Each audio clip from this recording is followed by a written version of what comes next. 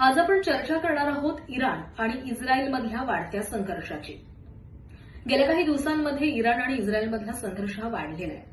दोन्ही देशांकडून एकमेकांवर प्रतिहल्ले केले जात आहेत। मात्र हा संघर्ष काही नव्यानं सुरू झालेला नाहीये। या संघर्षाला एक जुनी पार्श्वभूमी आहे आणि ती म्हणजे 1979 सालची। 1979 साली इस्लामी क्रांती घडली आणि या क्रांतीनंतरच इराण आणि इस्रायलमध्ये संघर्ष सुरू झाला।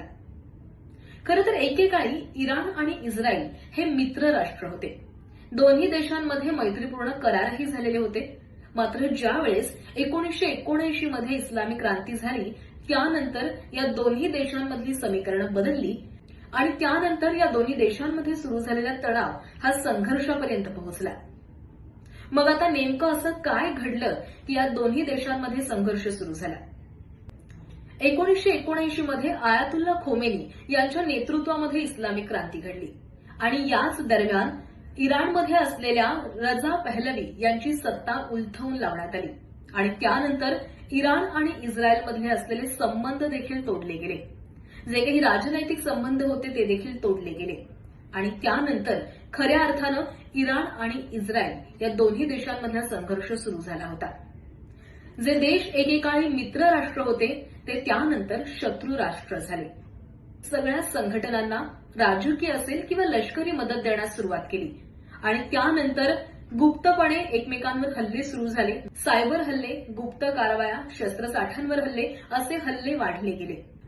इराणनं लेबनॉनमध्ये हिजबुल्लाची स्थापना केली आणि हिजबुल्ला संघटना म्हणजे कोण तर इस्रायल विरोधामध्ये लढा देणारी किंवा इस्रायल विरोधामध्ये लढणारा एक सर्वात मोठा लष्करी गट। 2000च्या दशकामध्ये या संपूर्ण तणावामध्ये आणखीन एक मोठी ठिणगी पडली ती म्हणजे इराणनं सुरू केलेला त्यांचा अणु कार्यक्रम। इराण आता अण्वस्त्र निर्मितीच्या उंबरठ्यावर आहे। त्यामुळे इस्रायलनं ठामपणे इराणकडे ही मागणी केलेली आहे की त्यांनी आपला अणु कार्यक्रम थांबवावा। मात्र तरीही इराण आपल्या भूमिकेवर ठाम दिसतंय आणि याच भूमिकेमुळे आता या दोन्ही देशांमधला संघर्ष शिगेला पोहोचलेला आहे। त्यामुळे येत्या काळामध्ये या दोन्ही देशांमधला संघर्ष कुठवर पोहोचतोय आणि कशा प्रकारे यावर तोडगा काढला जातोय की हा संघर्ष हे युद्ध तिसऱ्या महायुद्धापर्यंत पोहोचतंय हे आपल्याला कळणार आहे।